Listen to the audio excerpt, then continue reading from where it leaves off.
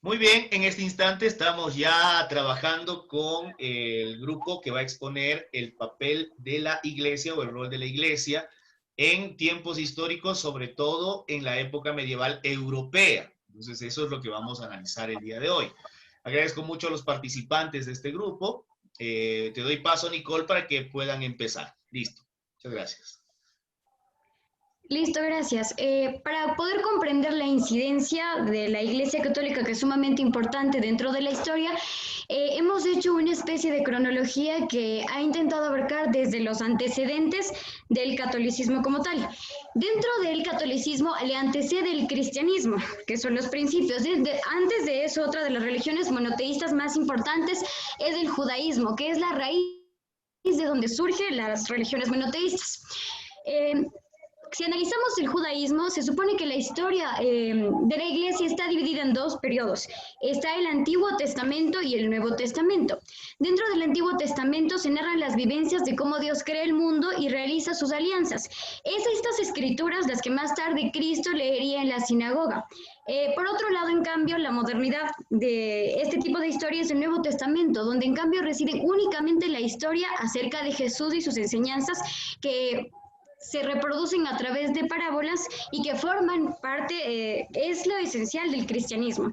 En etimología, el judaísmo viene de la palabra Judá y Judea, que es un patronímico que quiere decir pueblo, pobladores. Es decir, este es el pueblo que Dios destina como tierra prometida, el pueblo elegido por Dios, que por supuesto estaba bajo el imperio de otros imperios, bajo el dominio, perdón, de otros imperios, en especial el egipcio.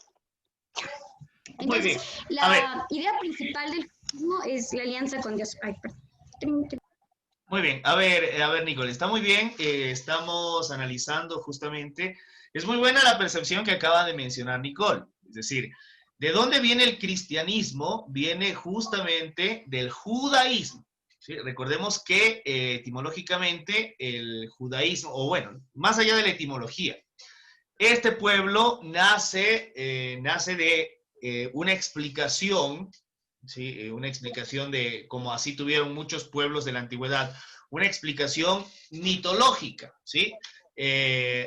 Andragónica se llama esta explicación, un mito andragónico, es decir, la explicación de dónde proviene el hombre, que viene a ser, para los judíos, proviene de Adán y de Eva, que incluso los judíos han ido desarrollando a través de la tradición oral esta idea de que Dios los ha escogido. Y una de las particularidades de este pueblo judío es que es uno de los pueblos más antiguos en los que se considera a un solo Dios como creador de todo.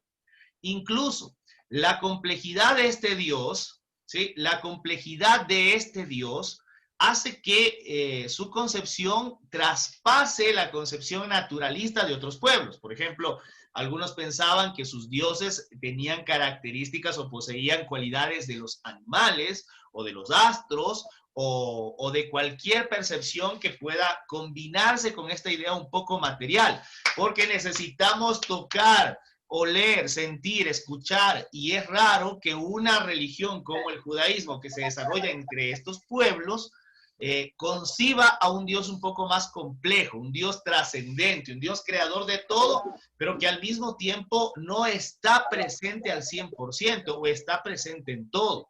Entonces, desde ahí empieza la particularidad de este pueblo. Entonces, muy bien, me parece muy bien mencionar al pueblo judío que nace con la idea, con esta explicación andragónica, que explica el origen del hombre, con la aparición de Adán y de Eva, que tiene en la misma Biblia, tiene dos explicaciones.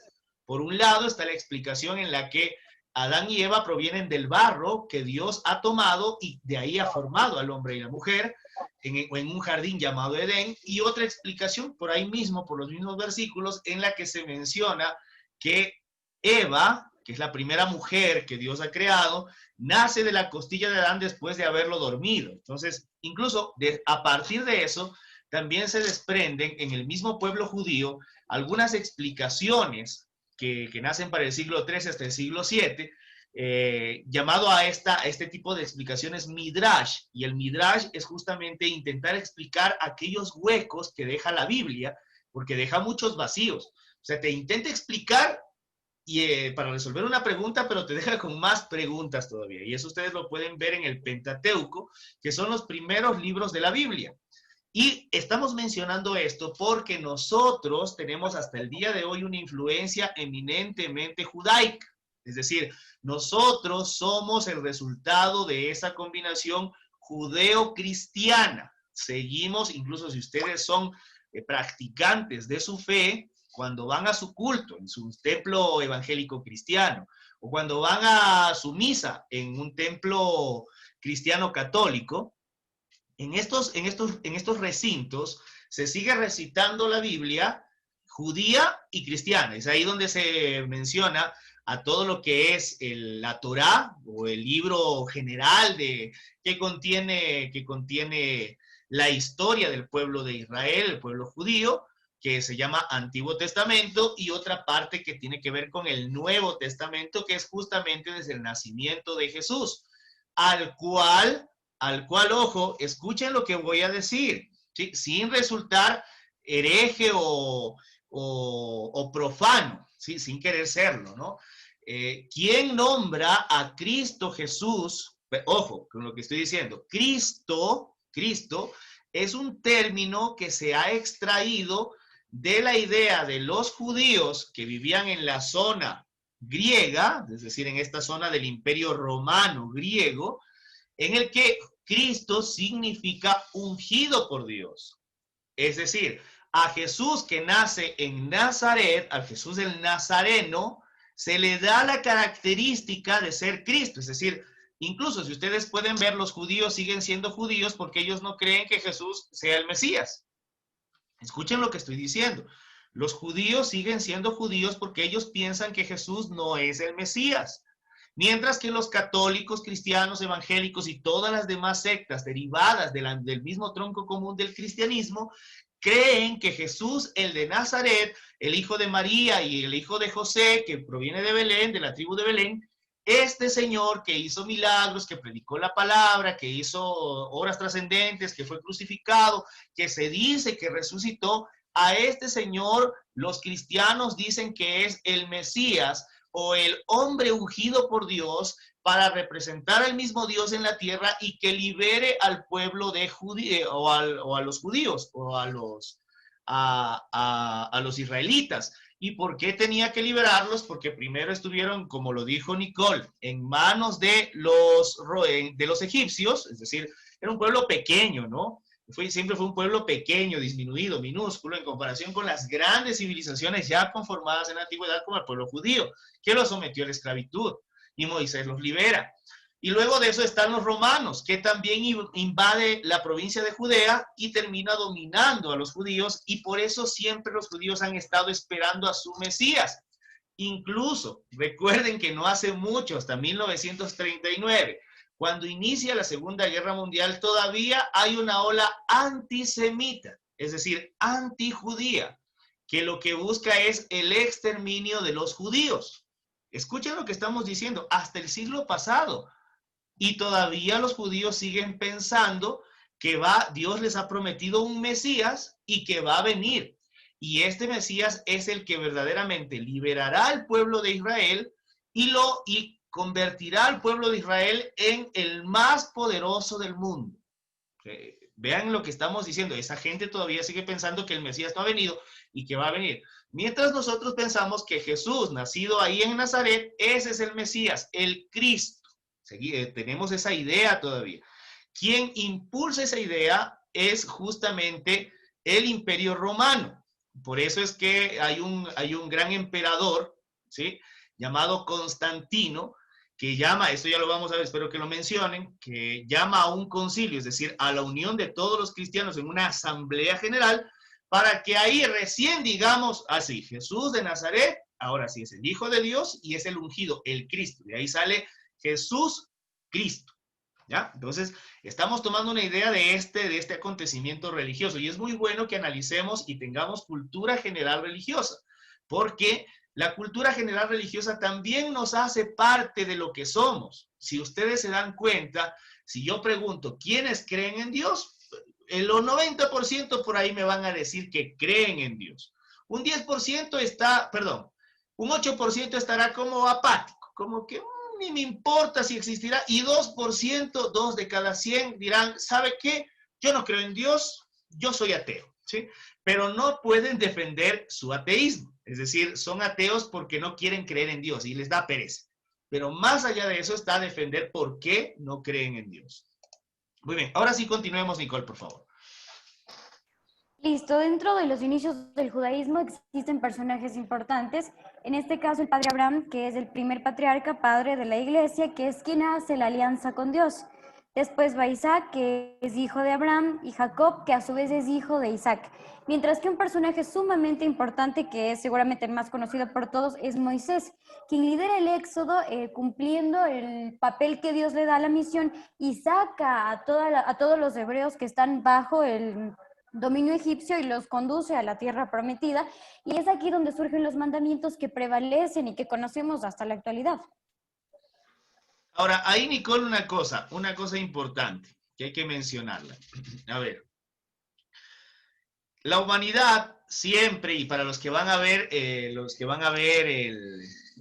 la dicotomía entre el bien y del mal, ¿sí? Para que tengan una idea también de esto, la humanidad siempre ha buscado comportarse en torno a lo que es mejor para ella misma. Por ejemplo, se ponen las primeras leyes de no matarás en el pueblo judío a través del decálogo de los 10 mandamientos, ¿sí? De repente, un día, Dios mismo coge y dice, a ver, para estos chunchos que se comportan como bestias, como animales, vamos a darles unos mandamientos, y llama a Moisés a que suba al monte Sinaí, y en el monte Sinaí se le aparece. O sea, Moisés estaba tan ungido, era un ser tan especial, que Dios mismo se le aparece ahí, tú a tú, conversando con Moisés, y dictándole qué tenía que poner en las tablas. Algunos dicen que ya le entregó lista, otras versiones dicen que Moisés estaba sentado, eso lo dice el Midrash. Eso, si, para los que quieren profundizar, consulten qué es el Midrash. Dice que estaba sentado y él estaba anotando, y luego baja a ver a su pueblo, y el pueblo estaba en la adoración de Baal, ¿no? Un dios toro de oro, que representa que mientras Dios no está presente, el mundo hace lo que se le y distorsiona su visión de Dios, y cualquier cosa puede ser Dios. Entonces, desde ahí nace esa idea, y Moisés justamente se convierte también en la figura protagónica y prototipo de liberación del pueblo a través de los mandamientos. Los mandamientos son ahora la base ética y moral que debe seguir un individuo para alcanzar la perfección, y a través de alcanzar la perfección humana, esa perfección lo llevará a algo divino, que en este caso es el Dios judeo-cristiano. Ojo, verán con el nombre de Dios, ¿sí? Algunos se pelean por esto, porque dicen, no, Jehová es el nombre de Dios, ¿sí? Y tal vez algunos de los presentes dirán, ¿sabe qué, profe? Si Jehová es el nombre de Dios, no. Y también hay otros que dicen que es Yahvé, ¿sí? Que solamente que es una descripción de consonantes. Ahora bien, el primer nombre dado por Dios mismo, o sea, la tradición bíblica dice que el primer nombre dado por Dios del pueblo judío es Yahvé, que significa el que es, el que siempre fue y el que siempre será. Más o menos eso significa. Es una descripción abstracta. Mientras que Jehová es una derivación, ya que en el antiguo pueblo judío, pronunciar el nombre de Dios era sacrilegio. Por lo tanto, al darle una derivación como la palabra Jehová, que significa el Señor únicamente, pues no estaban nombrando específicamente con su nombre a Dios, sino únicamente le estaban dando una forma de nombrarlo, nada más. Entonces, por eso es que se utiliza muy frecuentemente el nombre de Jehová y no se utiliza Yahvé, pero Yahvé es el nombre que Dios mismo le dicta, o Dios mismo le da como noción a Moisés, porque Moisés es el que pregunta, ¿y quién? Porque Moisés era medio tartamudo, ¿no? Medio chunchito. Y le dice, pero ¿y quién voy a decir que es el Dios que me manda? Porque Moisés tampoco era que lo conocía. Y ahí le dice, es la primera vez que Dios se pronuncia con su nombre, Yahvé. Entonces, muy bien, estamos hasta ahí. Está una pequeña síntesis, porque esto es extensísimo. Estamos viendo al judaísmo como tal, que es el preámbulo del cristianismo, o es donde se da el cristianismo. Sigamos, por favor, Nicole.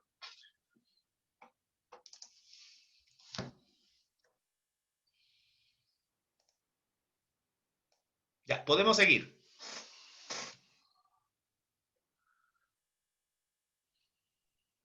Listo. Luego del análisis del judaísmo, dentro de la cronología sucede el cristianismo, que es el antecedente del catolicismo. La palabra cristianismo quiere decir, o los cristianos son los fieles de Cristo, los seguidores de Cristo. Es una religión abrámica, como hablamos de Abraham, que también es monoteísta, basada en la vida y las enseñanzas, en cambio, específicamente de Jesús de Nazaret. Es la religión más extensa del mundo, con 2.400 millones de seguidores. Contrario a lo que mayormente pensamos que va disminuyendo, va incrementándose. El cristianismo es una religión diversa, tanto cultural como doctrinalmente. Surge en Judea, que es parte del Imperio Romano. El personaje principal, como vemos, es Jesús, que es conocido como el Hijo de Dios y que viene a ser una división mucho más clara entre el bien y el mal por medio de sus enseñanzas que se ven reflejadas en parábolas. Una especificación es que critica a los ricos y da un especial mensaje de empatía y de unidad en medio de los conflictos que estaban sucediendo por parte de la dicotomía de el empoderamiento del pueblo romano. Por otro lado, un aporte importante es que Jesús ya involucra a la mujer como un igual, diferencia bastante notable dentro del Antiguo Testamento y el Nuevo Testamento, que se ve reflejado dentro de los evangelios. Y aquí surge una figura importante para el cristianismo, que por supuesto es la Virgen María. Ah, ya, muy bien. A ver, aquí cosas interesantes que destacar, ¿no? Recordemos esto. Ya, bueno, pasa todo el asunto del pueblo judío, ¿no? Y luego nace este hombre, nace un hombre que no tiene mucha relevancia en el pueblo judío, un hombre de una provincia no importante o un lugar no importante, un hombre que viene de una familia que no es real ni noble, es de una familia de un carpintero cualquiera, ¿sí? Bueno, algunos le ponen un poquito más de matices de que José era el carpintero de los carpinteros, pero bueno, era un carpintero al fin de cuentas.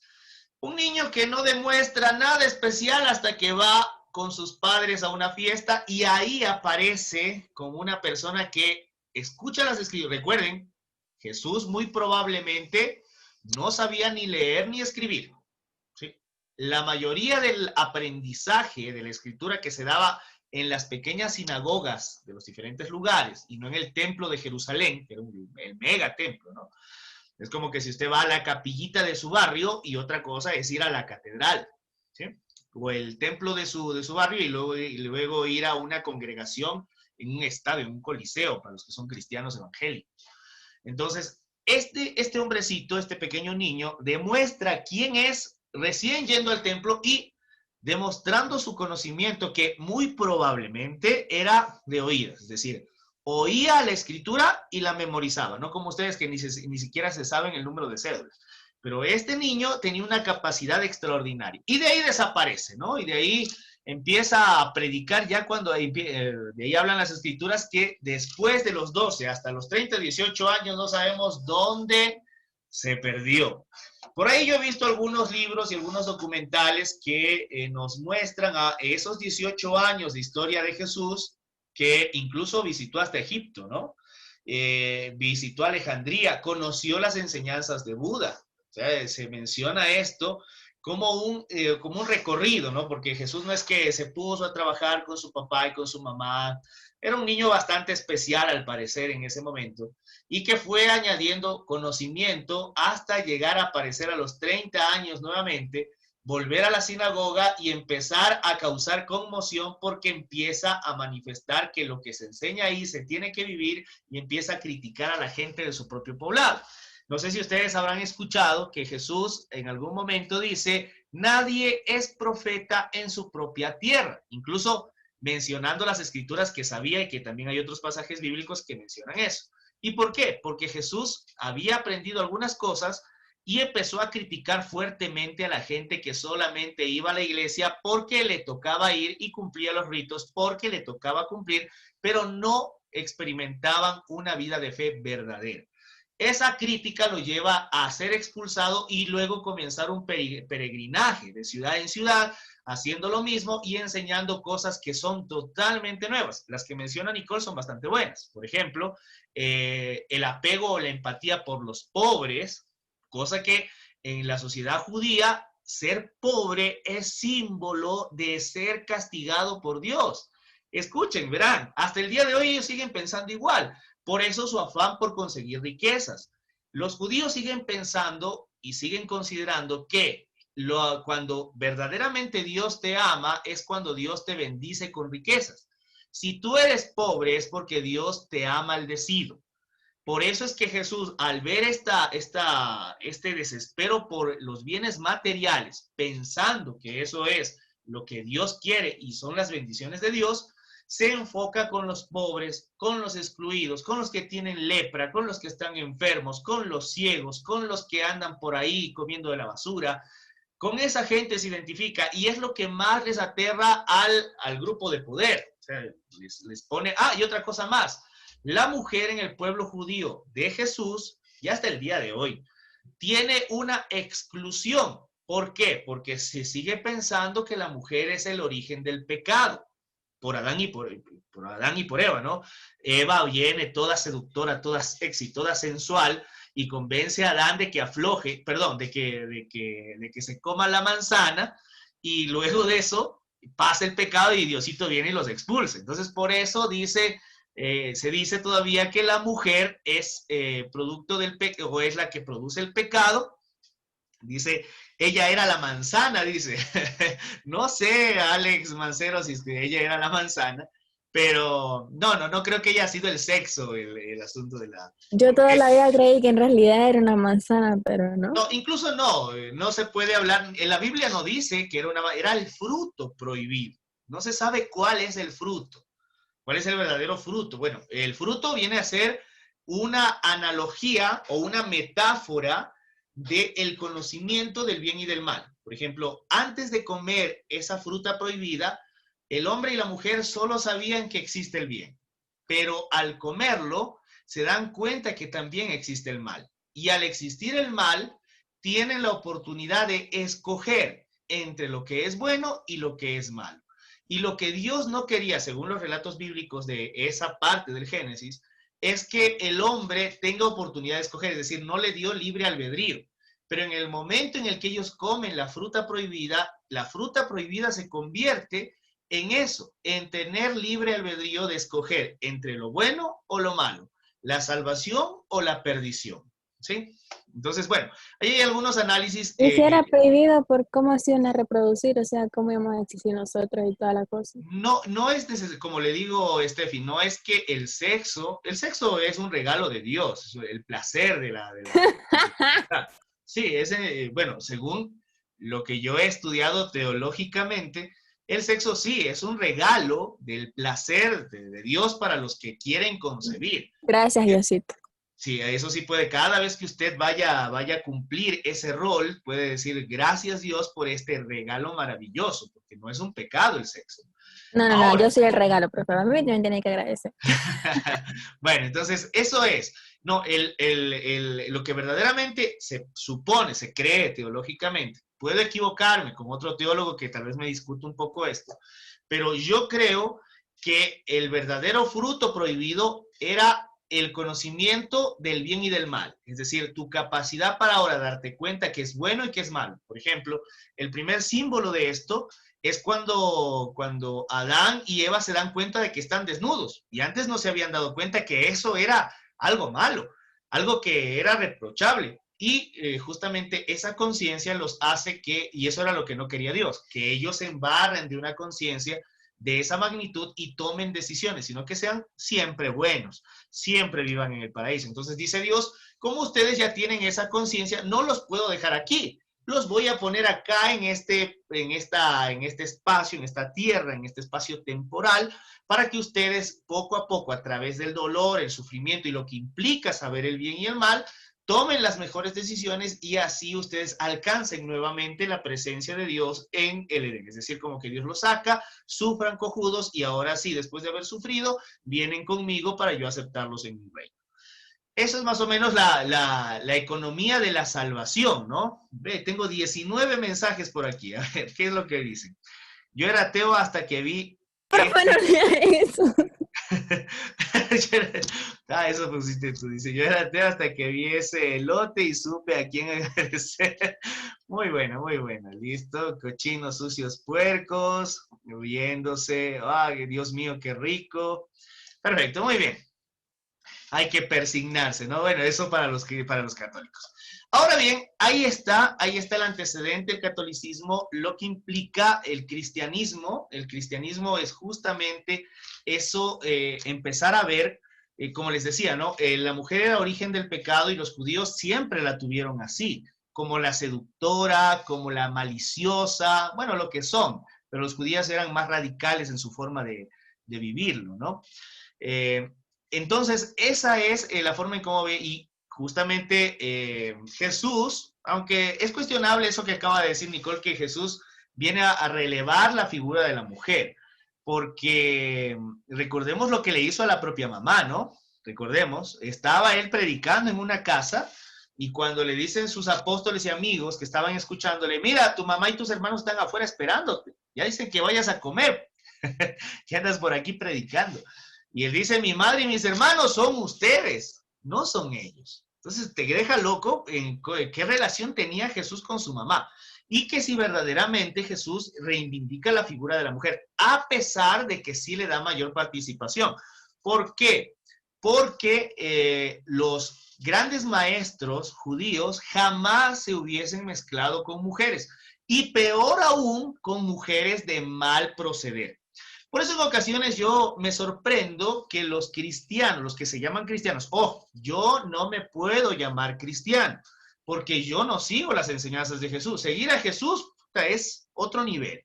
Es solamente con cumplir lo que dice esto, ¿verdad? Deja todo y sígueme, ¿sí? Es decir, dejar casa, hogar, y no sé qué mismo es lo que quiere que siga Jesús. Yo ya no puedo, ya, de entrada, porque tengo hijos, tengo responsabilidades, tengo un montón de cosas. No puedo ser cristiano.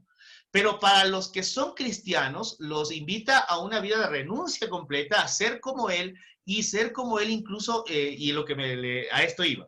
Lo que me sorprende en ocasiones de los cristianos es que intentan tomar un ejemplo de Jesús que no tenía.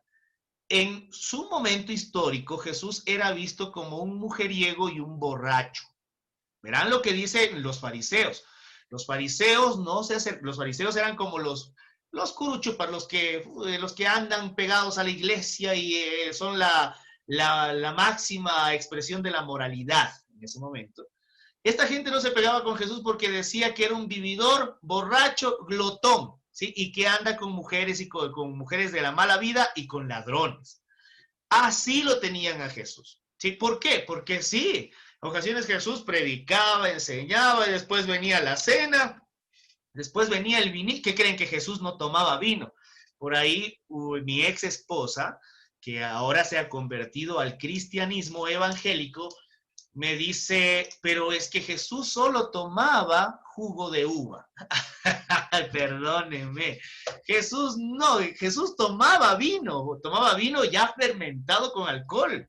Y era una cosa Ya sabemos por qué se divorció de usted, profe, por esas peleas, imagínese. No, eso lo hizo después o sea, me reemplazó a mí por Dios, creo yo. Entonces, mi presencia fue tan fuerte que tuvo que Dios reemplazar. Suelo bromear sobre esto, pero eso es sacrilegio, así que mejor no lo bromeo. Dice, dice, esa es la onda. Jesús hasta hacía vino a partir del agua. Y cierto, ¿no, José? Muy buena. No llore, él dice, no, yo jamás lloro. No, ya las cosas que se acabaron, se acabaron. Ahora bien, sí, justamente eso. Jesús también es un personaje controversial.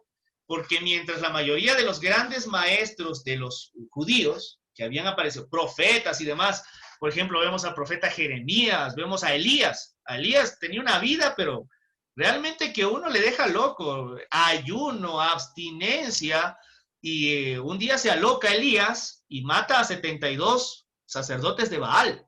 Vea lo que estoy diciendo, chicos. O sea, cogió un día y le dio celo, arrebato, supuestamente, y cogió y los degolló a 72 sacerdotes.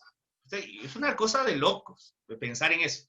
Y Jesús, totalmente controversial, cariñoso con las prostitutas, comprensivo con los ladrones, iba con los pecadores, se pegaba unas buenas chumas e iba a los banquetes en esos lugares donde lo recibían, enseñaba su palabra que estaba cargada de amor. Eso sí, no vamos a decir lo contrario, que estaba cargada de un amor que los judíos no habían comprendido hasta ese momento. Por eso se hace nuevo esto. Por eso es que muchos judíos dicen, esto no me gusta tanto y esto que enseña Jesús es mucho mejor para mí. ¿Sí? Ahora sí, sigamos, por favor. Ya hemos aclarado algunas cosas de Jesús y hemos aclarado algunas cosas también de los inicios de esta religión. ¿Sí? Sigamos, por favor, Nicole.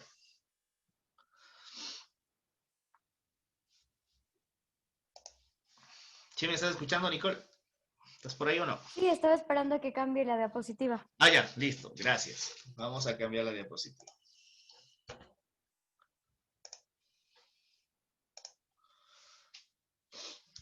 Nicole, hagamos una cosa. Ahorita ya me permite compartir pantalla, ¿sí? Te voy a dar la posibilidad para que tú compartas y tú manejas la pantalla, ¿ya? Vamos. Está bien. Ya está habilitado, habilítale en tu computadora, ejecútale y vamos a analizar, ¿sí? Recordemos que estamos conversando, estamos analizando el protagonismo de la iglesia y tenemos que comprender todo, desde donde aparece la iglesia católica que tiene raíces judías. Jesús de Nazaret, aunque lo estoy viendo desde una perspectiva muy mundana, recuerden que no soy, en este momento no estoy analizando desde la perspectiva teológica o desde la perspectiva religiosa, estoy analizándolo desde la perspectiva histórica. Incluso hay algunos historiadores que cuestionan si realmente Jesús de Nazaret existió o no. Vean lo que estamos diciendo. De ahí los primeros vestigios de la aparición de un tal Jesús de Nazaret que fue crucificado, solo hay una mención. Eusebio de Cesarea es el primero en mencionar a Jesús histórico, es decir, a ese Jesús hombre que estuvo aquí, que vivió en esta tierra, y que de ahí no tenemos una mención de él, o sea, es decir, Poncio Pilatos, aquí en el registro, hoy día, tal fecha del emperador, acabamos de crucificar a un hombre que se llama Jesús, que viene del pueblo. No hay eso, no existe. Sí, no existe. Entonces, incluso también en el Sanedrín no hay vestigios históricos de Jesús, entonces por eso en ocasiones se cuestiona. Pero más allá de eso, estamos analizando esa figura que se ha propuesto. Listo, Nicole, por favor, me ayudas ya haciendo la presentación y continuamos. Listo, dentro de la difusión importante de esta religión nueva, cumple un papel sumamente trascendental los discípulos, que como sabemos los primeros en seguir a Jesús son sus 12 apóstoles, quienes escuchan sus parábolas y después el mismo Jesús les encomienda la misión de que cada uno vaya a un pueblo extendiendo lo que aquel les había enseñado, que se suponía era el conocimiento que el propio Dios le transmitía al ser su hijo. Dentro de esto, para activar nuestra memoria visual, existen acontecimientos exactos como por ejemplo el Sermón de la Montaña, o a Jesús con sus discípulos, o cuando van a pescar, y entre otros acontecimientos narrados en la Biblia, que después se inmortalizarían dentro de la pintura. Entonces, al hablar de los discípulos, que ya hemos mencionado que eran 12, cumplen un papel sumamente importante porque aparte de que es en el mismo imperio, comienzan a salir. Y cada una de las comunidades, es decir, congregan a personas y nombran a cada una un obispo, que es el representante de cada una de esas comunidades donde se han ido extendiendo sus apóstoles. Dentro de esto surgen dos poderes importantes, el de los obispos y surge el más importante que encabezaría después la iglesia, que es el papel del Papa. Se supone que Pedro, uno de los apóstoles de Jesús, a quien Jesús dentro de la historia le dice que sería la piedra importante de la edificación de su propia iglesia, se convierte en el primer papa de la historia. Este es un papel que trasciende hasta la actualidad porque sigue vigente este poder. A ver, espérate aquí. Esta parte es importantísima para entender cómo comienza todo. Ya, muy bien, Nicole, está muy bien esta visión que tenemos sobre sus discípulos, porque son los discípulos. Recuerden que Jesús muere crucificado. Al tercer día de la crucifixión resucita, dicen sus apóstoles. Después de 40 días de permanecer aquí en la tierra, después de esos 40 días, un arrebato o una manifestación milagrosa se lo lleva al cielo, ¿sí? En una nube y toda la cosa. Eso dice Hechos de los Apóstoles. Verán que estamos hablando desde la historia, no estoy hablando desde la religión, eso ya es suyo. Si ustedes tienen fe en esa resurrección, chévere, pero no es un acontecimiento histórico como tal, porque solo hay un libro que relata eso, que es el de Hechos de los Apóstoles, que es el menos fantasioso, porque hay otros libros de la misma época, recuerden, de la misma época estamos hablando de acontecimientos relatados casi 70 años después de que Jesús se fuera al cielo, porque al inicio no habían evangelios. Entonces, el evangelio más antiguo, que es el de San Marcos, que se elabora en el año 70 después del nacimiento de Jesús, es decir, 40 años después de la muerte, no relata la ascensión al cielo. Lo relata Lucas, que está datado entre el año 90 y 110 de nuestra era. En ese libro, Lucas menciona en el de Hechos de los Apóstoles este acontecimiento de la resurrección y ascensión al cielo. Ahora, ¿qué pasa con la figura de los apóstoles? Los apóstoles, unos no quisieron perder a su madre la religión judía. Por ejemplo, Santiago, que se decía que era hermano de Jesús, hermano de sangre, no sé si de padre o de madre, pero era hermano de Jesús, él se queda como líder de la comunidad de Judea. Pero hay dos personajes, sobre todo estos dos, que se empiezan a extender con el mensaje de Jesús, de la conversión, de creer en él, etcétera, etcétera, que son el señor Pedro, que es de la provincia de Galilea, y el señor Pablo, que es de Tarso. Y Pablo nunca conoció a Jesús, nunca lo vio como tal. No, él no avanzó a conocerlo, pero su enseñanza se le vino dada después de un acontecimiento milagroso en el que Jesús se le apareció. Y al aparecerse a Pablo de Tarso, él deja de perseguir a los cristianos, porque fue uno de los primeros perseguidores de los cristianos, es uno de los primeros motivadores de que ¿cómo se llama este chico? Se me fue, incluso apedreen a uno de los seguidores de Jesús, uno de los primeros mártires cristianos, se lo apedreó por creer, porque no declinó de su fe. Y este señor Pablo de Tarso y Pedro son los que viajan a Roma. Y es ahí donde verdaderamente, porque bueno, dicen estos pueblitos chiquitos, es como que si yo soy miembro de una nueva fe y me voy a Estados Unidos, o me voy a Brasil, o me voy a Europa a predicar porque hay más gente, ¿no? O me voy a China por último y convierto a los chinos. Entonces es lo que hicieron estos señores, llegar a Roma, que era la capital del Imperio Romano, y empezar a predicar esta buena noticia que habían recibido. Y es ahí donde ya al crear las comunidades se da el hecho de que se necesita jerarquizarlas, es decir, ponerles un líder que ayude a coordinar, a mantener la fe, a mantener la enseñanza. Estos líderes al inicio se llamaron diáconos. Bueno, teníamos siempre la figura del discípulo, pero del discípulo de Jesús. Luego, estos discípulos cogieron diáconos, que es una palabra que dice que es el que se mantiene al servicio de. Y luego tenemos a un representante de los apóstoles, o los discípulos de Jesús, que se llama presbítero, que es el que ya se queda a cargo de esa comunidad cristiana, sigue las enseñanzas, transmite lo que pide el apóstol, y el apóstol puede seguirse moviendo, evangelizando a otros lugares.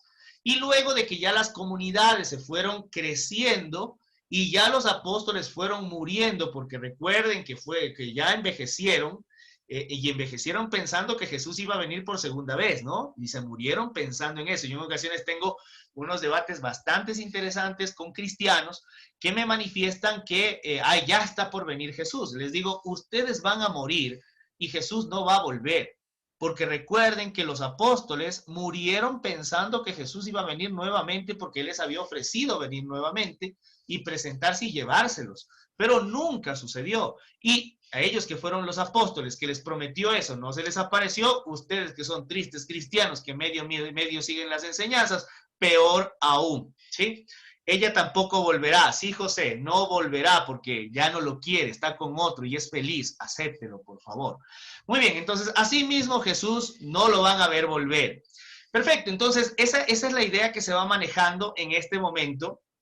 Se va manejando esa idea de organizarlo, ¿no?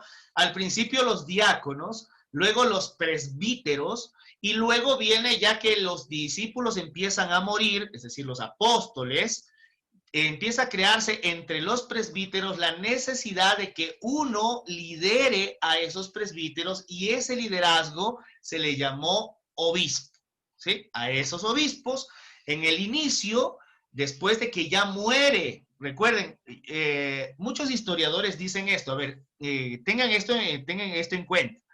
¿Quién creó verdaderamente la iglesia o el cristianismo? No fue Jesús, fue Pablo de Tarso. ¿Por qué? Sin la figura de Pablo, muy probablemente el cristianismo se habría perdido en el primer siglo. Pero Pablo y su visión de organización y mantener las cosas de forma organizada, crearon los diaconados, los presbiterados, los obispados y por último crearon la figura máxima que era llamada, bueno, papa es un nombre posterior, pero fueron los primeros obispos, por ejemplo, el obispo de Roma es el obispo de toda la Iglesia Católica. Hasta el día de hoy sigue apareciendo como el papa, como el líder de toda la Iglesia Católica, y también es el obispo de Roma, ¿sí? Y también es el obispo del Vaticano. Me parece que por ahí va la jerarquía. Listo, para los que no sepan, el Vaticano es un país independiente de Roma, pero queda justamente en el centro de Roma. Ya para los que no sabían, el Vaticano es un país cuyo líder máximo es el Papa, pero el Papa también es el obispo de Roma. ¿Ya? Entonces, ojo con esto, esa es la organización. La estructura es los diaconados, que son servicios menores, el presbiterado, que se encarga de la enseñanza y recordar el partir el pan, el obispo, que coordina los presbíteros, y el papa, que coordina a todos los obispos del mundo. Esa es la jerarquía de la Iglesia Católica, que se da gracias, ojo con esto, gracias a la organización y la disciplina impuesta por el señor Pablo de Tarso. Quien crea, se dice, y muy buenos historiadores lo dicen, historiadores de la Iglesia, dicen esto abiertamente. Quien creó el cristianismo no fue Cristo. Quien creó el cristianismo fue Pablo de Tarso. Él, mediante su disciplina y su enseñanza y su organización, pudo crear una iglesia fuerte, una iglesia que soportó hasta persecuciones.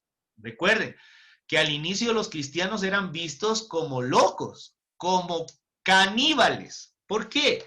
Porque se decía que en sus celebraciones se comía carne y se bebía sangre. La carne, incluso los romanos, ¿por qué los primeros cristianos celebraban en las catacumbas? Es decir, en el cementerio que estaba debajo de la tierra de la ciudad de Roma. Porque era el lugar más seguro donde no podían ser perseguidos, porque no pensaban que estaban ahí. Y estos cristianos eran vistos como demoníacos. Imagínense si a usted le dicen, ve, vamos al cementerio a celebrar a medianoche un festival donde vas a comer la carne de Jesús y la sangre de Jesús. ¿Qué piensan ustedes, chicos? Cuéntenme. A ver, vámonos. ¿Irían o no irían? Yo sí. Claro, tal vez usted dice, eso está tenebroso, misterioso, ¿no? ¿Quién más iría? Eso es del diablo, dije, por supuesto si te lo presentan de esa manera, ¿no? Peor son 10 llamadas perdidas de mi papá, eso sí da miedo. Pero bueno, en ese momento estamos con una iglesia que empiezan a hacer y las primeras, por ejemplo, ahí están mencionando, si a usted le invitan ahora y le dicen, ¿sabes qué? Vamos a celebrar, vamos a hacer una celebración bien especial, la gente se quiere mucho, pero lo vamos a hacer en el cementerio a medianoche, para que nadie nos vea, porque es prohibido.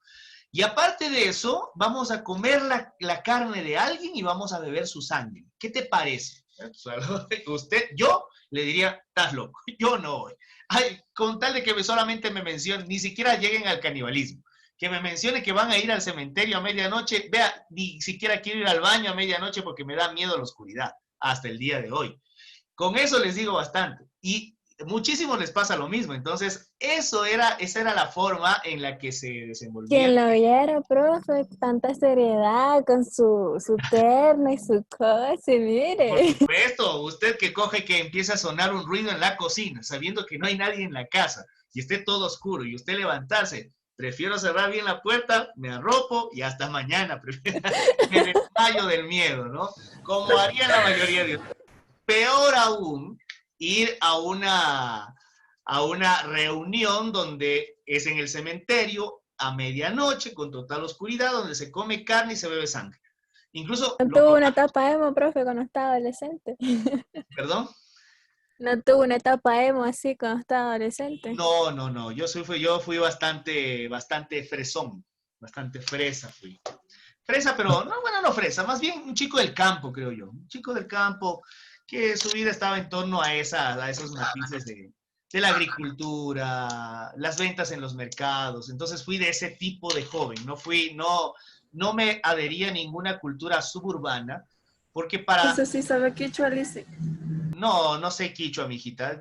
O sea, no estoy diciendo que sea indígena, estoy diciendo que pertenecía a la comunidad de mestizos que se dedican a la agricultura. Y me disculpo, sí debía haber aprendido quichua porque tuve compañeras quichuas. Tuve una novia que era salasaca, que le decía que era una gallinita runa porque era bien maciza, bien fuerte, una cosa bien simpática. Erga. Listo, muy bien, era tuca, sí, José, era tuca. Muy bien, o sea, era bastante, yo me tocaba mi brazo y decía, yo no lo tengo tan fuerte, y ella tenía pura mágica, exacto, pura mágica, es cierto. Muy bien, entonces estamos ahí. Recordando esto, recuerden, yo sigo insistiendo, no lo dice esta presentación, pero los historiadores de la iglesia, estoy hablando de la iglesia, mencionan que verdaderamente quién fue la persona que constituyó a la iglesia o al cristianismo, porque no lo llamemos católico todavía, aquí solo son cristianos. ¿Quién lo llama católico es Teodosio I? Ya lo vamos a ver eso, creo que sí debe estar en la presentación. Eh, católico porque católico significa universal, es decir, es la religión universal, y para ese momento los romanos consideraban que el único universo eran ellos, y por eso se extendía para todo el imperio. Muy bien, continuemos entonces. Ahora sí, vamos, Nicole. Justamente en esta etapa de la historia comienza la Edad Antigua. Dentro del aporte del cristianismo que hemos visto antes, vemos que existe una división del tiempo aparte del Antiguo y Nuevo Testamento, sino que con el nacimiento de Jesús se marcan dos etapas en la historia, un antes y un después. Justamente ahora comienza la Edad Antigua, pero esta etapa más bien no me corresponde a mí, sino a otro compañero y no estoy segura de si está en clase. A ver, ¿a quién le toca? Ahora, después de... ¿A quién le toca? No está. Vamos, presenta la diapositiva y yo voy a ir exponiendo, ¿ya? Estos temas me apasionan, me emocionan. Vamos, dele. En el siglo I, la iglesia se hallaba formada por pequeñas comunidades fraternales de cristianos que se extendía a lo largo del Imperio Romano. Comenzaron las Cámbiale, Nicole, a ver, cámbiale la diapositiva, por favor.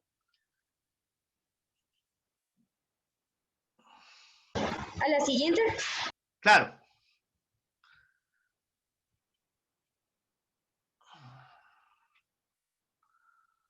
Ya, bueno, ahí tenemos una imagen sobre lo que era el Imperio Romano, ¿no? Aquí está,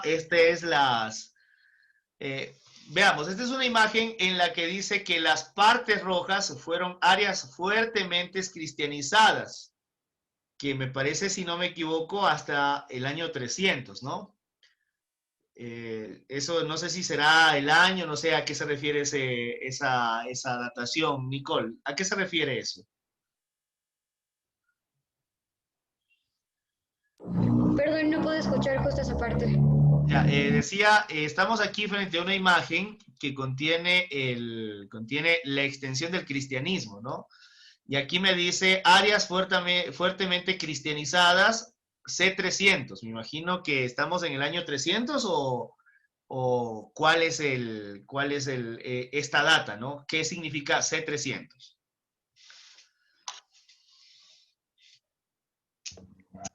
¿Alguna? No. No tengo ni idea. Ah, listo, muy bien. Entonces, bueno, analicemos un poco esta imagen. Recuerden que esta imagen que ustedes están viendo en este momento en la pantalla contiene el mapa de la extensión del Imperio Romano, ¿sí? Recuerden que el Imperio Romano ya era un imperio bastante antiguo para cuando nació Jesús. Ahora, dice que hay patriarcados y primados. Patriarcado es donde se estableció, acá está, el patriarcado de Antioquía. Listo. No he llegado a este punto, pero vale mencionar. Los primados y los patriarcados se diferencian entre sí porque el cristianismo no fue el mismo en el Imperio Romano de Occidente, cuya capital es Roma, que en el Imperio Romano de Oriente, cuya capital es Constantinopla. Hay que recordar eso, ¿no? Hay que recordar que el imperio se parte en dos, en esta zona aproximadamente. Roma tiene el Imperio Romano tiene su capital principal, que habla latín y todo el asunto, en Roma, y el Imperio Romano de Oriente, también llamado Bizancio, tiene su capital en Constantinopla, ¿ya? Antes llamada Bizancio, una ciudad muy importante, que tenía un fuerte impulso comercial, por eso también se estableció una comunidad ahí. Ahora, en estas dos partes del cristianismo es diferente. Por un lado, el cristianismo de la parte de Occidente es un cristianismo más apegado a la visión de Pablo. Pablo tiene una visión fuerte con el cristianismo. Mientras que el Medio Oriente, porque aquí está Jerusalén, ustedes pueden ver, si ven mi mouse que se está moviendo, en Jerusalén tenemos algo llamado patriarcado, cosa distinto que lo que es un primado. En este sentido, los patriarcados tienen una visión más enfocada al cristianismo nacido del pueblo de Jerusalén, ¿no? Es decir, el que domina mayoritariamente Pedro y Santiago. Por eso hay una diferencia entre el cristianismo de Occidente, que es impulsado por Pablo, y el cristianismo de Oriente, que es impulsado por Pedro y que es impulsado principalmente por el hermano de Jesús llamado Santiago, que practican ritos, tienen la misma fe, pero practican ritos diferentes. Es decir, conservan muchos matices similares, pero son totalmente, bueno, no, son parcialmente distintos. ¿Listo? Ahora sí, continuemos, por favor. Preguntas hasta el momento. ¿Alguien que tenga alguna pregunta? ¿Ya? No. Ya, sigamos, por favor.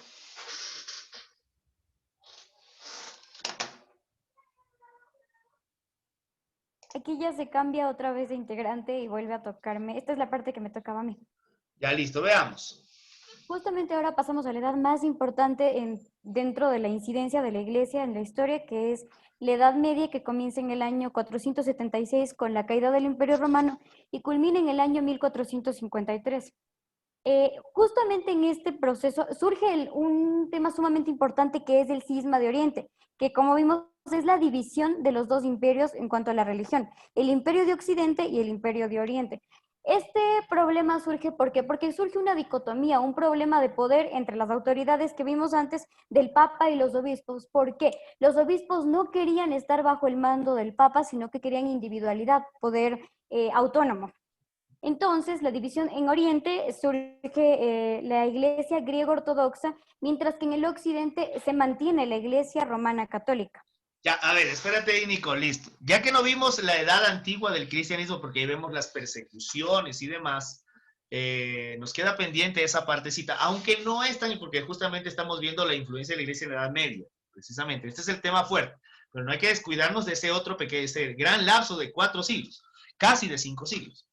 A ver, aquí pasa un cisma. ¿Sí? ¿Qué es un cisma? Es una ruptura, es un antes y un después de esto. Es cuando usted conoce el amor de su vida y termina, más o menos, es la analogía. Listo. Y se da justamente por eso, porque el Papa que vive en Roma, que es el líder máximo de la iglesia, quería imponer su voluntad a los diferentes obispados. Pero mientras más lejos quedaban, por ejemplo, en el Imperio Romano de Oriente, y como Jesús había vivido en Jerusalén, les parecía ridículo que un hombre de Roma que no conoce nada de la realidad de Oriente venga a darles orden. Entonces ahí se produce este divorcio entre lo que es la iglesia romana, católica romana, y lo que es la iglesia católica ortodoxa, que es de Oriente, ¿no? Entonces, y es por el mando, es por el poder. ¿Quién tiene el poder? Y recuerden una cosa, cuando el Imperio Romano de Occidente cae en el año 476 por la invasión de los bárbaros, el Imperio Romano pierde su fuerza y quien se queda prácticamente con el poder es la Iglesia Católica. La Iglesia Católica se consolida como un poder civil, no solamente eclesial, que incluso confirma reinados. Es decir, si la Iglesia no te da la bendición, tu reinado no vale. A tal punto llega ese sentido, ¿no? Entonces ahí se produce este cisma, ¿no? Entre los ortodoxos y entre los romanos. Sigamos, por favor.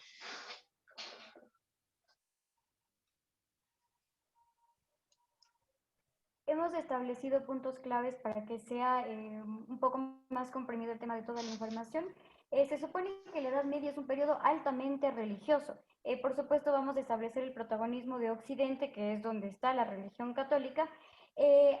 La Iglesia adquiere un poder extraordinario cuando el Imperio Romano se queda sin una autoridad superior, y es donde el Papa queda como la autoridad máxima, que surge como un mediador a un principio y que después va adjuntando mucho más poder. En esta época la mayoría de Europa ya era cristiana. La palabra catolicismo, que viene del latín católicos, significa universal. La iglesia, en cambio, es otra palabra que proviene del latín y esta a su vez proviene del griego, que quiere decir asamblea. También existen otras palabras asociadas como church en inglés y kirche en alemán, que provienen también del griego, pero estas significan la que pertenece a Dios. Y es así como se forma el concepto general del catolicismo.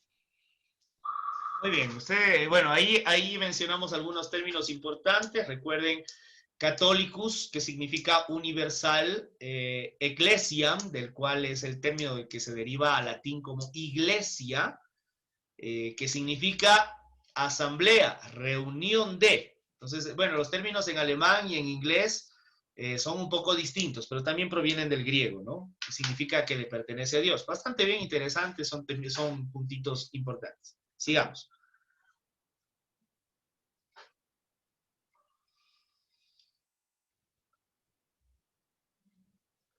Un punto sumamente importante dentro de la Edad Media es su sistema económico, su sistema de manejo, que como sabemos es el feudalismo. Una pequeña conceptualización es sistema de gobierno y de organización económica, social y política propia de la Edad Media, basada en una serie de lazos y obligaciones que vinculaban a vasallos y señores. El papel importante de la Iglesia dentro del feudalismo es que la Iglesia tiene poder sobre 1/3 de la propiedad.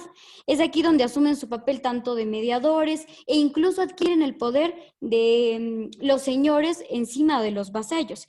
Aquí surge un problema sumamente importante, que es que miembros de la nobleza llegan a ser obispos y se mezclan los dos poderes, que lo correcto habría sido que cada uno ocupe un lugar específico, pero en este espacio se ha mezclado y surgen las concesiones. La palabra concesión quiere decir que es el poder de que lo que pidan sea cumplido. En este caso surgen los diezmos y el poder sobre el feudo e incluso sobre los vasallos. Ahí está, ese es un punto muy buena síntesis, Nicole. En este sentido, ¿por qué es una buena síntesis? Porque la iglesia se queda con 1/3 de la propiedad de la tierra. Escuchen eso. Es decir, se acaba el imperio romano en el año 476, y la iglesia dice, a ver, señores, ya se acabó el imperio, pero esto de acá nos pertenece, porque nosotros venimos de parte de Diosito, y Diosito dice que esto es nuestro. Los 2/3 restantes se le entregan a los nobles, que los nobles se convierten en pequeños reyes, principados, potestades, etc. Y en este caso, en algunos momentos, el poder civil se mezcla tanto con porque era importante mantener el poder. Si usted tenía tierra, si usted era un noble, sería mucho mejor si tiene un hijo que es obispo y se queda también con parte del territorio de la iglesia y produce más. Esa fue la idea. Y adicional a eso, cuando la iglesia ya no podía administrar los bienes, porque no tenía suficientes presbíteros u obispos o diáconos que estaban al servicio de la iglesia, Estas eran dadas en concesión a los diferentes poderes civiles, pero estas concesiones venían acompañados de diezmos. Ahora, también era obligatorio por el hecho de que esa tierra había sido dado por Dios, el derecho de la iglesia de cobrar un diezmo de toda la producción de toda la tierra para mantener a la iglesia y sus obras. Siempre dicen lo mismo, para mantener a la iglesia y sus obras. Entonces, estos diezmos, es decir, si había 10 gallinas, una para la iglesia. Si habían 100 quintales de papas, 10 para la iglesia. Y así se iba cobrando los diezmos. Y era obligatorio bajo pena de excomunión. Es decir, si no pagabas los diezmos, la iglesia podía excomulgarte. ¿Y qué significaba eso? Te quitaban la tierra y te quitaban el título de nobleza. Así que, ¿pagabas o pagabas? Listo, siguiente, por favor.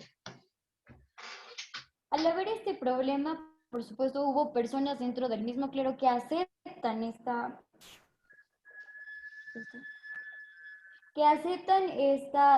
bueno, más bien dicho, que ambos poderes se unan para aumentar el poder, pero esto da paso a un problema importante que es la secularización, que quiere decir la división del clero en dos partes. Entonces surgen el clero secular y el clero regular. Esto surge en el año 6 después de Cristo. El credo secular es la iglesia que adquiere poder y se basa, ya está completamente distorsionada del mensaje de Cristo, que era lo esencial dentro de sus creencias, pero en cambio comienza a acumular poder y adquiere la organización de las localidades, la importancia cultural, se muestran como enemigos de la ignorancia y de la violencia feudal, es decir, aún mantienen su poder de mediadores para que todo el sistema prevalezca. Por otro lado está el credo regular, que es aquí una parte sumamente importante de la historia, que es donde los miembros que no están de acuerdo con esta mezcla de poderes y optan por aislarse y vivir en monasterios con reglas específicas. Es aquí donde surgen los monasterios, que después da paso a la educación y a muchos otros temas. Los personajes principales del credo regular son los monjes benedictinos. Dentro de los monasterios, los monjes cumplen papeles específicos, unos trabajan en los huertos, otros en artesanía y otros en cultura, pero los más importantes son aquellos que, como sabemos, eran los dueños del conocimiento, porque coleccionaban los escritos rescatados de la Edad Antigua y copiaban estos manuscritos, los reproducían, los traducían. Entonces surgen las primeras escuelas de la época. Además de que los monasterios ayudaban a las organizaciones de todos los poblados pequeños que estaban a sus alrededores. Otro papel sumamente importante dentro de los monasterios, aparte de que después surge la educación gracias a su trabajo, es que también cuidaban a los enfermos. Un acontecimiento importante es la peste negra, puesto que debajo de estos monasterios eran los monjes los encargados de cuidar a los enfermos, a los cuales nadie quería acercarse. Dentro del tema de la educación, después de esto surgen las universidades más importantes y antiguas de la Edad Medieval, como es la Universidad de Bolonia en Italia, Oxford en Reino Unido y Salamanca.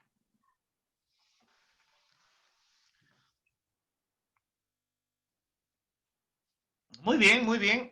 Bastante interesante esta parte en la que hemos visto cómo se va dividiendo, ¿no? Recordemos, clero secular son los curitas que pertenecen a una parroquia y que en este momento histórico tienen una gran extensión de tierra y que tienen el poder. El clero regular son aquellas personas que dicen que el mensaje de Cristo no está en esos sacerdotes, en esos presbíteros, diáconos y obispos, sino está en una vida en la que se sigan las enseñanzas de Jesús. Pobreza, castidad, obediencia. Pobreza, castidad y obediencia. Es lo que creían que Jesús había venido a predicar. Pobreza, castidad y obediencia. Y entre estos, los más destacados de estos monjes que nacen en el siglo VI son los benedictinos, donde se conserva la cultura, donde se conserva, incluso ahí, como tal vez habremos visto en algún momento, se creó la buena cerveza, se crearon las medicinas herbales de ese momento, se atendieron a los pobres, a los enfermos. Claro, no hay que pensar que eran dechados de virtudes al 100%. Una forma de escapar de la pobreza en el feudalismo era ir a un convento, donde asegurabas que todos los días, por lo menos de hambre, no te ibas a morir, porque recuerden que la iglesia siempre cobraba su diezmo. Por lo tanto, era un buen negocio o era un estilo de vida irse a un monasterio. Pero, si bien es cierto, los los que salvaron la cultura y algo sobre lo que era verdaderamente el cristianismo fue el clero regular. Es decir, una corrección aquí en esta partecita, Nicole, no es credo, sino clero, o sea, clero de cura, por así decirlo, ¿sí? Clero viene de los que son clérigos o clericales, y clerical es aquel que brinda la claridad. Entonces, por lo tanto, se llama clero secular, que era el que estaba vinculado al poder, y el que tenía el poder, recuerden que tenían 1/3 de la tierra, tenían el cobro de los diezmos, eran los mediadores, etcétera, etcétera, etcétera, mientras que el clero regular vivía en un convento, vivía bajo unas reglas, vivía bajo las consignas de pobreza, castidad y obediencia.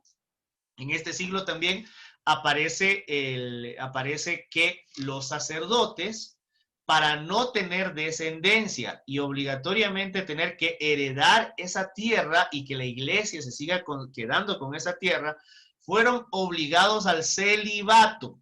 ¿Qué significa? Si quieres ser un presbítero o sacerdote católico, tienes que renunciar a casarte y tener descendencia legítima. Si la tienes, tendrás que renunciar al sacerdocio.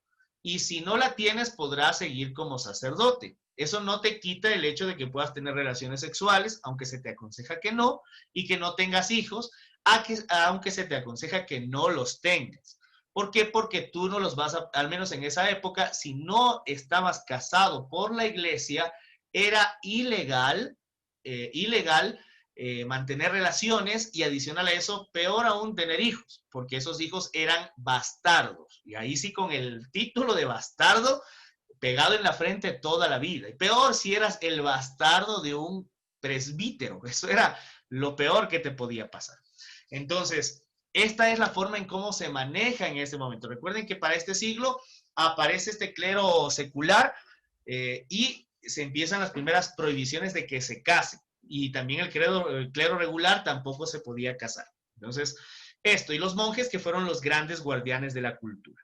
Perfecto, recordemos que la Universidad de Bolonia es la más antigua de todas, fundada en el año 1088, luego le sigue Oxford en 1096, luego le sigue Cambridge en 1209, de ahí sigue la de París antes, en 1150, y la de Salamanca en 1218. Entonces, esas son las universidades que, gracias a la iglesia, se logró establecer, se lograron fundar, con el fin de conservar el conocimiento, porque recuerden que la iglesia se dio cuenta de esto desde el principio.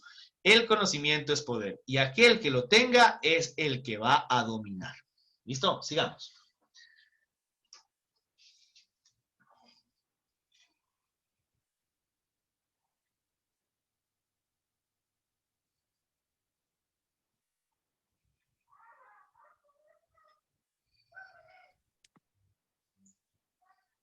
Dele.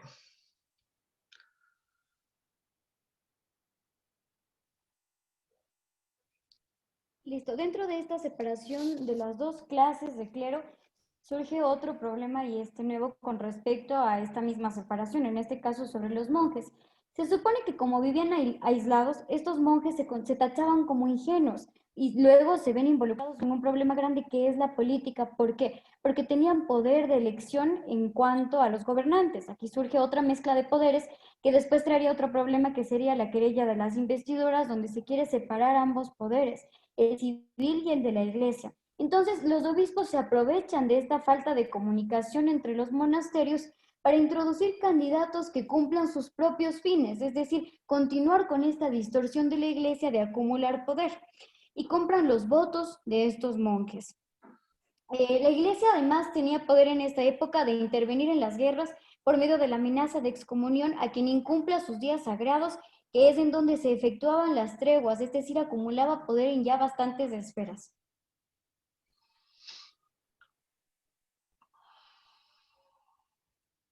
¿Continúo? Siga. No, aquí no puedo decir nada. Ahondar en los elementos de corrupción de la iglesia es ahondar e ir escarbando muchísimo, ¿no? Uno de los ejemplos que acaba de mencionar Nicole es ese, justamente. cuando se buscaba que la iglesia deje de tener un protagonismo político, la misma iglesia, bueno, cuando hablamos de la iglesia, solemos cometer un error, porque es pensar que todos los miembros de la iglesia hacían esto, no. Quienes participaban en estos eventos de corrupción eran los que más poder habían acumulado. Y es un poder dado por la misma sociedad, ¿no? Porque, bueno, al final sirvieron como mediadores en un momento de transición muy difícil. Y este poder no lo quisieron aflojar, pero no lo quisieron aflojar todos los miembros, sino que ciertos grupos que se van organizando, y no podemos juzgar a toda la iglesia por las acciones de unos pocos. Es decir, por ejemplo, si ustedes analizan las acciones dadas por el expresidente Rafael Correa, en el que se le puede calificar de corrupto, no significa que todo el país fue corrupto, ¿ya? Porque ese es el error que en ocasiones cometemos. Creer que porque un líder fue corrupto, todos somos corruptos, y no es verdad. Entonces, por ejemplo, lo mismo sucede con la iglesia. Mike, vean, escuchale, ve. Tenga la bondad de apagar el micrófono, por favor. Estamos grabando. Mike, vean, escuchale. Ay, caramba, estos muchachos de mierda. Como es que ella también pide. A ver, tenga la bondad de apagar el micrófono, por favor. ¿Ya? ¿Seguimos? Listo, continuemos. Entonces, es importante tener en cuenta estos aspectos, avísenme quién fue, por favor, para proceder a sacarla, tenga la bondad, porque esto ya les he venido diciendo, y justamente abren el micrófono cuando estamos conversando, estamos hablando, y saben, lo tienen apagado y solo abren para eso, para empezar a gritar. Entonces, tengan la bondad, si alguien vio quién fue la persona que me habilitó el micrófono, en este momento procedo a sacarlo, porque yo estaba justamente hablando y no pude ver quién era. A ver, entonces continuemos. Como digo, es importante que... a ver, Miguel Barrio Nuevo fue. Listo, confírmeme por favor si no sale Miguel. A ver, entonces es importante que tengamos en cuenta que no siempre se puede calificar a toda la iglesia como un representante o un grupo de representantes corruptos. Eso debemos tenerlo muy en claro. ¿Listo? Siga, por favor. Listo, dentro de este problema surge otra subdivisión más grande que es por lo mismo, por este tipo de venta de los votos. Entonces surge otra iglesia, que es la iglesia de base y la iglesia de jerarquía. Entonces se produce esta subdivisión a causa de que ciertas órdenes que surgen querían seguir su verdadero sentido de la religión, es decir, se revelan a toda esta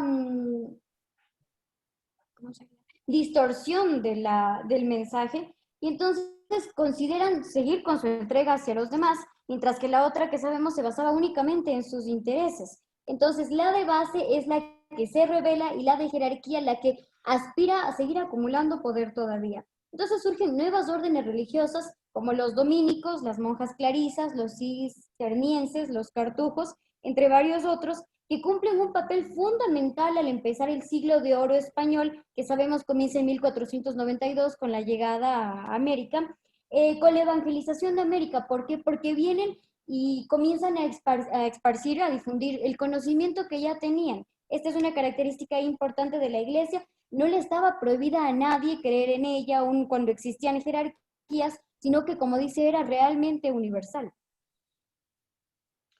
Muy bien, listo. Bueno, aquí ya nos hemos saltado muchísimo, ¿no? En relación a la historia. En la Edad Media sí, nos falta hablar un poco sobre la participación de la iglesia dentro del Renacimiento, que bueno, aunque ya lo hemos hablado, ¿no? Ya lo hemos profundizado. Sin la participación de las grandes familias de poder y la iglesia como tal, porque recuerden que este poder seguía dándose hasta como se menciona, en el siglo de oro español, después del descubrimiento de América. Y recuerden que en esos momentos también habían poderes políticos muy fuertes. Por ejemplo, el más fuerte del mundo en ese momento era España. Era un imperio que extendía sus territorios de sol a sol, como decía. Se jactaban los reyes de España que su imperio no conocía ocaso. ¿Qué significa eso? Que el imperio era tan extenso que pues, se ponía el sol en un lugar y amanecía en otro lugar. Entonces, por eso era muy, muy característica esta parte, ¿no? Pero no podemos dejar de mencionar que la participación de la iglesia en las grandes obras del Renacimiento fue preponderante, y también de la conservación de la cultura, aunque también del impedimento del avance. Por ejemplo, no podemos dejar de mencionar que fue la iglesia a través, y aquí nos falta mencionar eso, Nicole, los grandes procesos de Inquisición, cómo a través de estos procesos de Inquisición se empezó a exterminar a la brujería, a la herejía, o los procesos de acumulación de riqueza cuando la iglesia se vio en apuros para construir las grandes catedrales del mundo, o las grandes obras majestuosas dadas en el Renacimiento, como por ejemplo las indulgencias, que son ya factores que también influyeron en este momento. Sigamos, por favor, veamos qué más tenemos. No hemos tocado dos aspectos sumamente importantes que decidimos dejarlos para el final y le tocaba igual a otro compañero mío profundizarlos, que es el tema de las cruzadas y de la querella de las investiduras. Veamos las cruzadas. Listo. La primera cruzada es desarrollada entre 1096 y 1099 después de Cristo. Estaba integrada por una parte llamada Cruzada de los Pobres, que reunió desorganizadamente a mucha gente humilde, dirigidas por Pedro el Ermitaño. Este grupo fue literalmente masacrado. El siglo XI fue el apogeo de la fe cristiana, donde la ilusión de una Europa unificada bajo la autoridad papal parecía ser una realidad palpable. Muy bien, atentos a... espérate, Nicole. Recordemos que las cruzadas fueron campañas llevadas a cabo por personas de fe y por la Iglesia Católica con el fin de manifestar el poder que aún conservaba Europa frente a la invasión de los musulmanes y su extensión religiosa y política. Recordemos eso. Es decir, era darles una cachetada directa a los musulmanes invadiendo los lugares santos. Es decir, donde nació, creció, murió y resucitó Jesús. Eso era una bofetada directa a todo el imperio musulmán. Y esto lo realizaron, la primera cruzada, que fue un fracaso por Pedro el Ermitaño, fue del 1996, duró 3 años, ¿no? Es una cruzada que intenta recuperar los lugares sagrados, pero fue exterminada por su falta de organización. Vamos a la siguiente cruzada.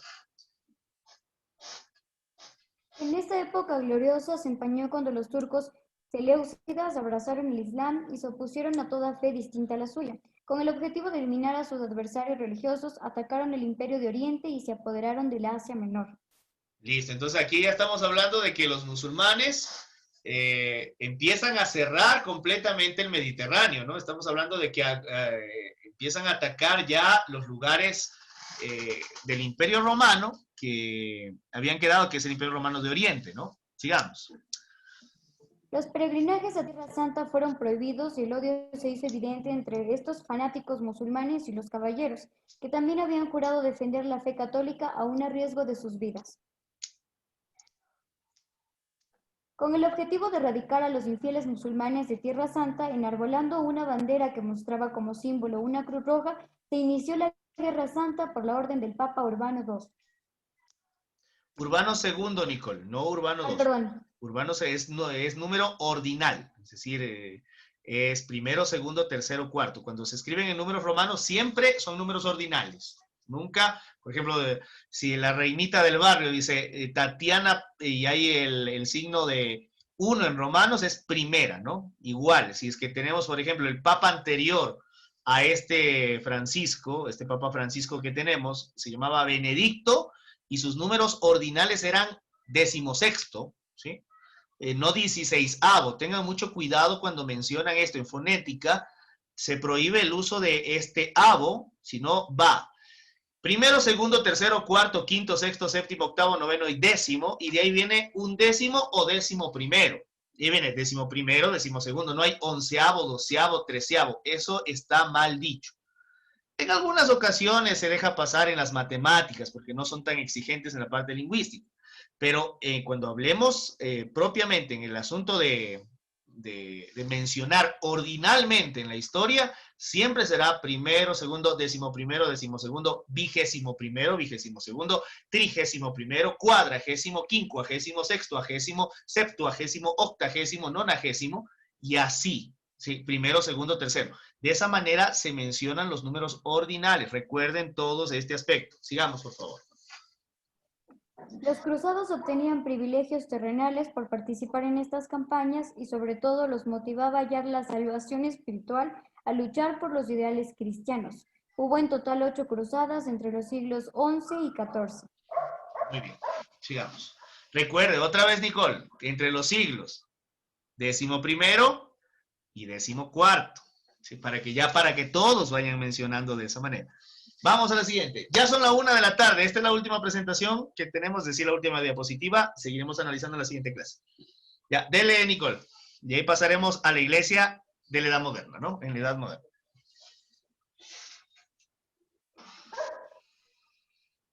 No sé si sea necesario, pero como es parte de la historia netamente histórico y fuera de lo religioso, se supone que, claro, las cruzadas son persecuciones a los infieles cristianos porque quieren recuperar los territorios de Tierra Santa, pero se supone que hay un trasfondo que es el de recuperar el espacio determinado porque el Mediterráneo constituye una pieza importante del comercio. Claro, todo es un pretexto, ¿no? Es un pretexto. Ajá. Es como cuando te dice tu novia, quiero ir a ver mis cosas. Y la cosa termina en una reconciliación media extraña. Lo mismo sucede, son pretextos, ¿no? Es decir, por ejemplo, se pone como pretexto la recuperación de los lugares sagrados por la fe, pero en lo que en realidad se quiere convertir esto es en la recuperación del Mediterráneo, ya que los musulmanes lo habían dominado y esto prohibía el acceso a esos lugares. El comercio se había truncado. Por eso es que los feudos tenían que funcionar en sí mismos, tenían que hacer todo en sí, mientras que en el Imperio Romano el tránsito y el comercio era extraordinario, era libre, usted podía ir a cualquier lugar del imperio, hablaban el mismo idioma, se comerciaba en la misma moneda, etc. Cuando acaba el imperio, esto y con la invasión de los musulmanes son los que dominan esta fase y los feudos se encierran, se ponen en sí. Para salir de este encierro es que se tardaron siglos, ¿no? Se proponen las cruzadas que eran un golpe fuerte y adicional a esto, en este golpe, al tener a todo el acceso al Asia Menor a través del Mediterráneo, se podía comerciar con mayor libertad. Entonces, tiene toda la razón al mencionar este análisis histórico. Sigamos. Vamos a las querellas de investidura.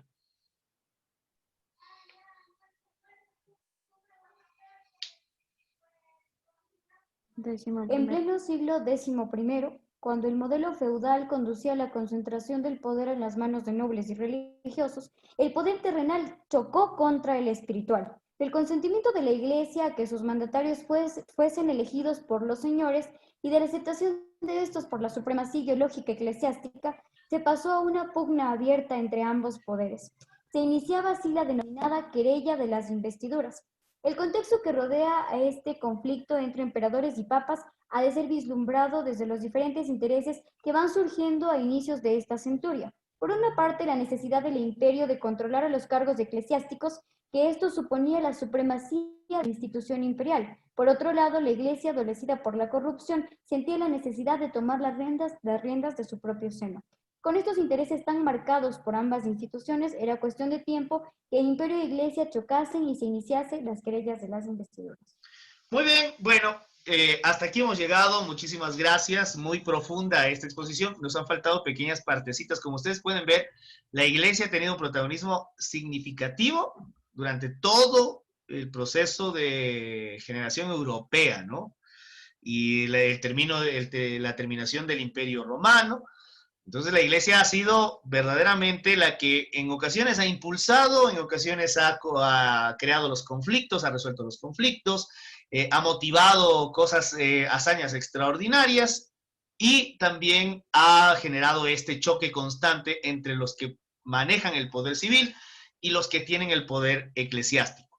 ¿Por qué se da este choque? Y bueno, y adicional a eso hay que analizar que siempre, y esto ya lo he venido mencionando, es muy peligroso que el poder religioso que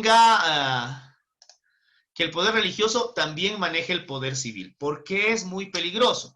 Porque esto puede degenerarse en consideraciones fanáticas que se sostengan de las ideas religiosas para hacer acciones, como por ejemplo, ¿a través de qué mandamos a morir en las cruzadas? En 8 cruzadas, a cientos de miles de personas para recuperar lugares sagrados. Como ustedes pueden ver, el interés no era el lugar sagrado como tal, porque un asunto de fe, era el deseo de recuperar el acceso a Medio Oriente a través del Mediterráneo. Por eso lo hicimos. No es que dijeron, ay, no, pobrecitas estas tierras invadidas por los musulmanes, que son unos herejes desgraciados. No, sino lo hicieron por la recuperación. ¿Pero qué, en qué se basaron? En argumentos religiosos. Por eso es difícil y muy peligroso cuando argumentos religiosos o el poder religioso se vincula con el poder civil, porque el manejo de las masas es mucho más dramático. Por ejemplo, si manejamos a una población y le damos educación, conocimiento, es tremendamente difícil manipularla, tremendamente difícil. Incluso en países donde se participa mayor de un ateísmo, es más difícil el gobierno, porque los ateos no creen en Dios y tampoco creen en el gobierno, y algunos son bastante anarquistas. Anarquismo es aquel que no se rige bajo ningún gobierno, de nadie, de nada, sino bajo la conciencia y la voluntad propia. Eso es el anarquismo en su sentido más puro. Entonces hay que tener mucho cuidado entre considerar al poder civil como poder religioso o viceversa. Por eso se da en este momento ya los choques de poder son bastante significativos. Porque el poder religioso siempre dirá, nosotros tenemos más poder porque estamos investidos por Dios. Y si Dios te da el poder, no hay poder humano. ¿Cómo dice esa sentencia de muerte cuando usted va al altar con otra persona? Lo que Dios ha unido, que no lo separe el hombre. ¿Sí o no? Lo mismo sucede con el poder civil. Dice lo mismo. Lo que Dios manda no se puede eliminar porque Dios lo manda. ¿Sí? Muy bien, entonces, hasta ahí. Hasta ahí estamos. Les agradezco mucho por la atención. Esta clase ha sido grabada en su totalidad. Están presentes las personas que, por favor, activen su cámara. Tengan la gentileza antes de retirarnos, activen su cámara para poder ver quiénes nomás estuvieron presentes. Voy a asumir que las personas que no activan la cámara son aquellas que no estuvieron presentes, ¿no?